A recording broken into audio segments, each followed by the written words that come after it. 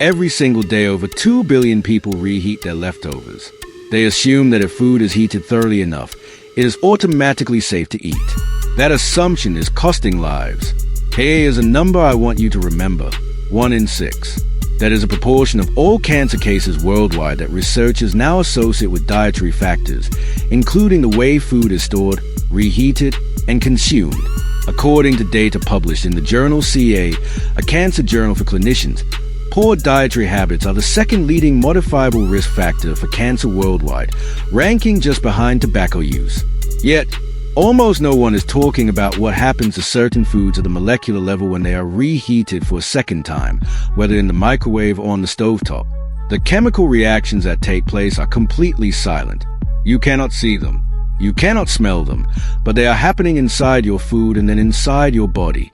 My name is Dr. William.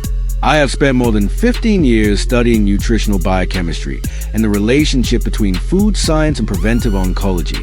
Today, I'm going to show you 4 foods that you are almost certainly reheating. Foods that are probably sitting in your refrigerator right now, which undergo documented, scientifically verified chemical transformations when reheated. Transformations that carry a measurable cancer risk. Stay with me until the end of this video, because the 4th food on this list is one that almost every health-conscious person believes is completely safe. That belief, however, is dangerously mistaken. Before we go any further, I want you to understand something important. This is not about a minor inconvenience. This is not about an upset stomach or temporary food poisoning. What we are discussing is the slow, cumulative buildup of carcinogenic compounds inside your body over months and years. The kind of silent damage that often goes unnoticed until it becomes extremely difficult to reverse. Cancer rarely develops overnight. It is a gradual process, a slow progression. The building blocks of that process, free radicals, advanced glycation end products, nitrosamines, and lipid peroxidation byproducts, often enter your body not through cigarette smoke or industrial pollution, but through your own kitchen. The World Health Organization has classified several compounds formed during the reheating of certain foods as Group 1 or Group 2A carcinogens. Group 1 means there is conclusive evidence that the substance causes cancer in humans. Group 2A means it is probably carcinogenic to humans.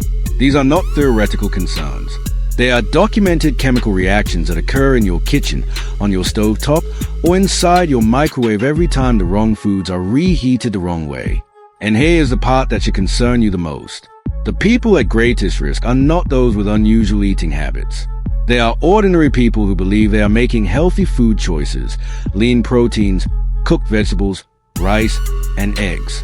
These are the 4 food categories we are going to examine today. After watching this video, you will never look at your leftovers the same way again. Before we continue, let me briefly explain why I am qualified to discuss this topic. Not to impress you, but because in a world overflowing with health misinformation, you deserve to know who is giving you advice and why that advice is credible. I completed my medical training with a focus on internal medicine, followed by advanced fellowship training in nutritional biochemistry. Over the past 15 years, my research has focused specifically on how cooking methods, heat exposure, food storage, and food reheating alter the molecular structure of macronutrients and generate byproducts that interact with human DNA and cellular metabolism. For this video, I have reviewed hundreds of peer-reviewed scientific studies. Every claim I make is supported by published research from respected journals including Food Chemistry, the Journal of Agricultural and Food Chemistry, Carcinogenesis, and the Lancet Oncology.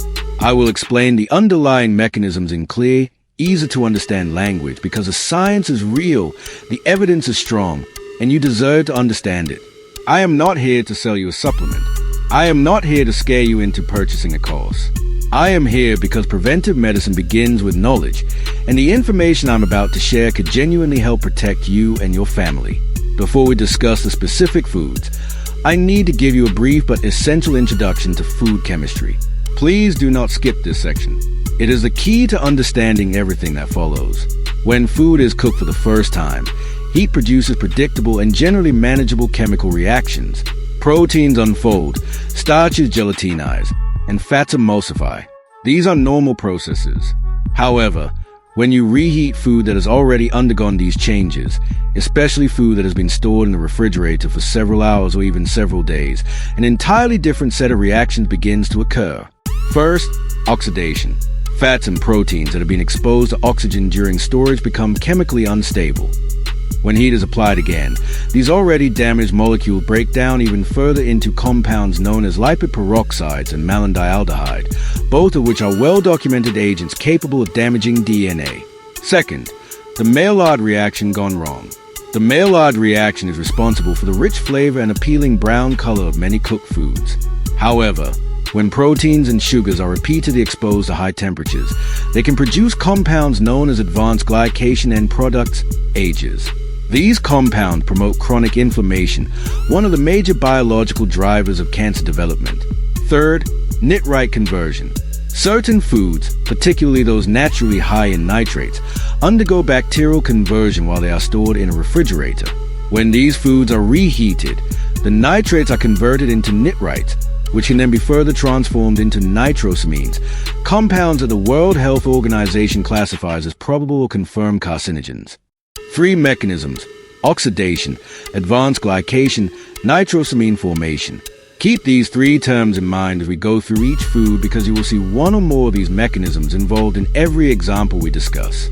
Food number 1, cooked rice. Rice is the most widely consumed staple food on Earth.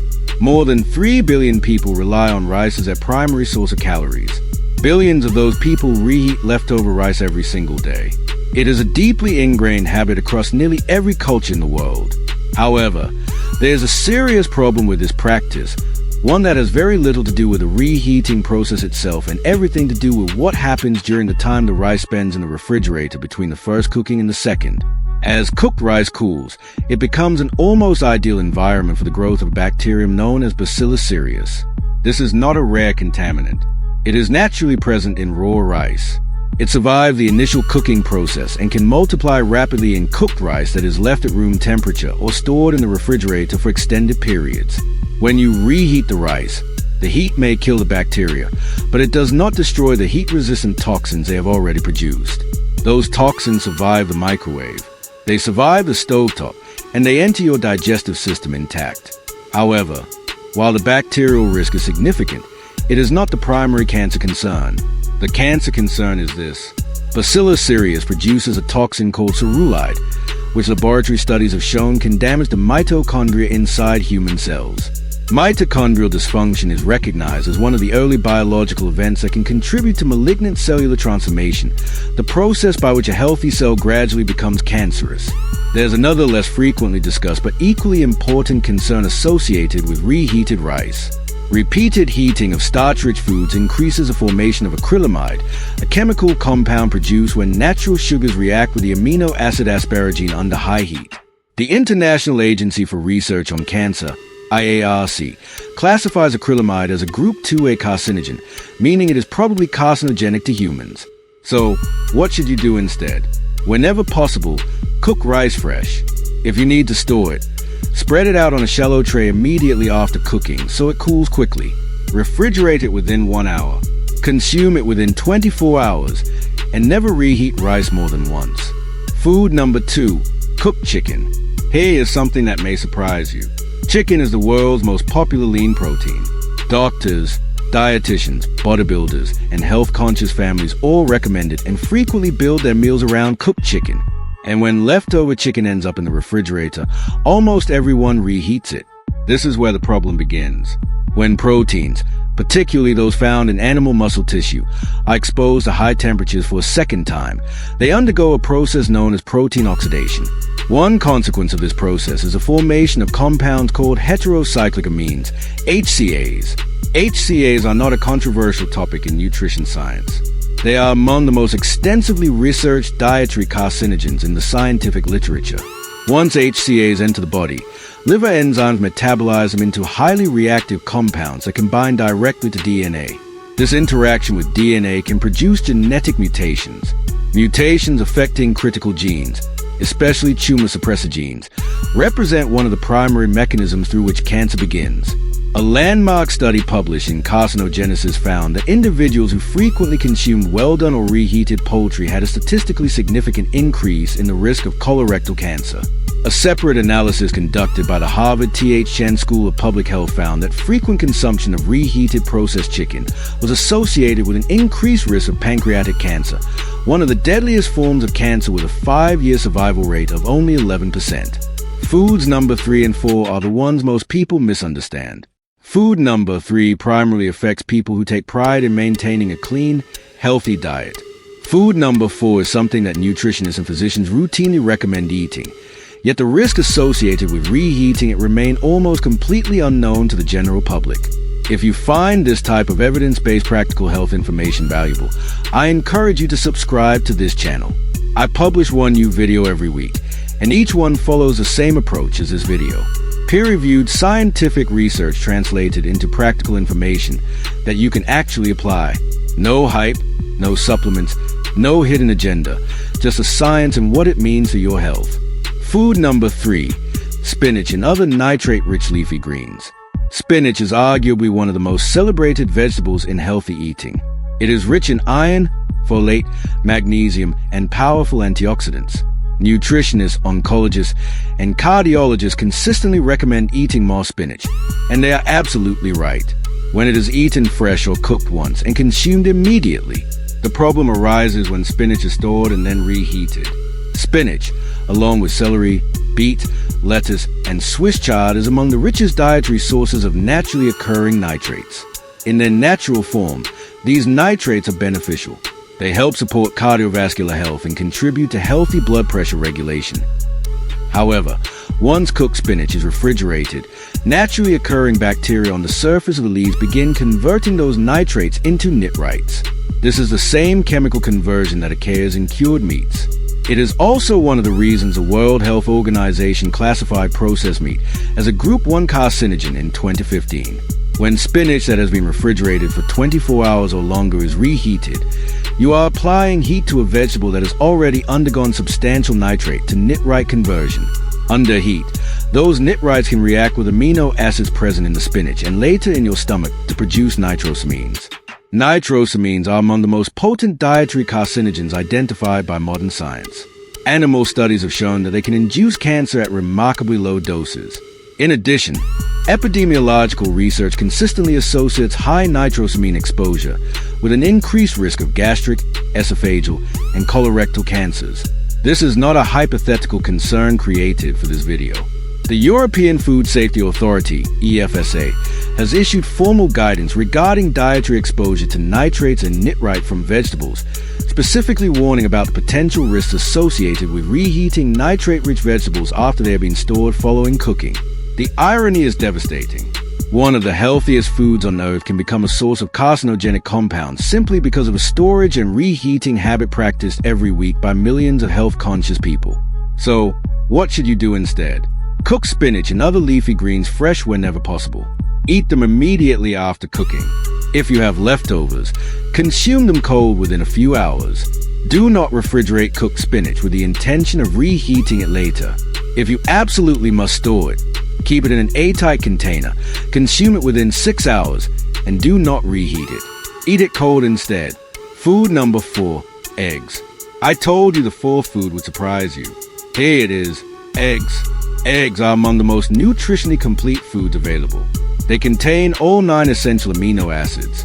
They are an excellent source of choline, an essential nutrient that supports brain function. They provide significant amounts of selenium, an important mineral involved in antioxidant defense. And they also contain lutein and zeaxanthin, 2 antioxidants that help protect both eye health and cellular health. By almost every nutritional standard, eggs are one of the healthiest foods you can eat. However, reheating eggs, especially scrambled eggs or hard-boiled eggs, creates a specific and often overlooked chemical problem that very few people discuss. Eggs contain approximately 13% fat, with most of that fat concentrated in the yolk. When an egg is cooked for the first time, the fats in the yolk undergo an initial stage of oxidation. This is a normal and expected process. However, when a cooked egg is refrigerated and then reheated at a high temperature, those already oxidized fats undergo secondary lipid oxidation at a much faster rate. The The byproduct produced during this process, particularly malondialdehyde and oxysterols, are now well documented in the scientific literature. Oxysterols in particular have attracted considerable scientific attention over the past decade. These compounds are oxidized forms of cholesterol that develop specifically when food containing cholesterol are repeatedly heated. A comprehensive review published in the journal Food and Chemical Toxicology concluded that oxysterols possess pro-atherogenic, pro-inflammatory, and most importantly, cytotoxic and genotoxic effects on human cells. Genotoxic, that word is extremely important. It means toxic to the genetic material inside your cells, your DNA. By definition, genotoxic compounds are considered potential carcinogens because they can produce DNA strand breaks and genetic mutations that initiate the chain of events leading to cancer. There is another concern associated with reheated eggs. When cooked egg proteins are exposed to excessive heat for a second time, particularly during rapid microwave reheating, they undergo additional protein denaturation. These proteins form abnormal crosslinks that make them more difficult for your digestive system to break down. Even more importantly, some research suggests that the sulfur-containing amino acids naturally present in eggs, cysteine and methionine, can degrade during repeated heating. The degradation products formed from these amino acids may contribute to oxidative stress within the lining of the digestive tract. Oxidative stress affecting the intestinal lining is not a minor issue. Persistent oxidative stress in the gastrointestinal mucosa is considered one of the major proposed mechanisms involved in the development of colorectal cancer, the third most common cancer worldwide, responsible for nearly 1 million deaths every year. So, what should you do instead? Eggs are best eaten immediately after they are cooked. If you prepare eggs in advance, store hard-boiled eggs with their shells still on and eat them cold. Avoid reheating scrambled eggs or omelets in the microwave. If you absolutely need to warm an egg-based dish, use gentle indirect heat, such as a warm water bath or a very low temperature oven. Never heat egg dishes to temperatures exceeding 165 degrees Fahrenheit. I want to be honest with you about something. When I first began reviewing the scientific research on reheated foods, when I carefully read the literature on nitrosamine formation, heterocyclic amines, and oxysterols, my first reaction was not fear. It was frustration. Frustration because this information is not hidden. It has been published in peer-reviewed scientific journals. It appears in official guidance from the European Food Safety Authority, the World Health Organization, and numerous public health agencies around the world. Yet somehow it almost never reaches the dinner table. It is rarely communicated in a way that is clear, practical, and easy for ordinary people to apply in their daily lives. Billions of people make decisions about reheating food every day, not because they are careless, but because they simply have never been given this information. There are children eating reheated rice, spinach, and eggs in their school lunches 5 days a week. There are older adults with weakened immune systems reheating leftover chicken in the microwave simply because they live alone, and it is convenient. There are fitness enthusiasts eating reheated high-protein meal prep containers every day, convinced they are maximizing their health, completely unaware that the chemical composition of their food has changed significantly since it was originally prepared. None of these people are doing anything wrong. They simply do not know. Now, you do. The potential risks are real, and the solutions are remarkably simple. Share this video because preventing cancer is not only a personal responsibility, it is also something we can help one another achieve. As always, I want to end with an important clarification. Everything presented in this video is intended for educational and informational purposes only. It is not intended to serve as personal medical advice, a medical diagnosis, or treatment recommendation. The scientific evidence discussed in this presentation reflects findings published in peer-reviewed medical and scientific literature available at the time this video was produced. Food science continues to evolve rapidly, and recommendations may change as new high-quality evidence becomes available. I strongly encourage you to consult your own physician, registered dietitian, or another qualified healthcare professional before making significant changes to your diet, particularly if you have an existing medical condition. The mission of this channel has always been to translate complex scientific research into clear, practical, and evidence-based information, not to replace your doctor, not to create unnecessary fear, but to ensure that the same scientific evidence available to researchers and public health professionals is also available to you, because you deserve nothing less than complete, accurate, evidence-based information about your own health. Thank you for watching. I'm Dr. William, and I look forward to seeing you in the next video.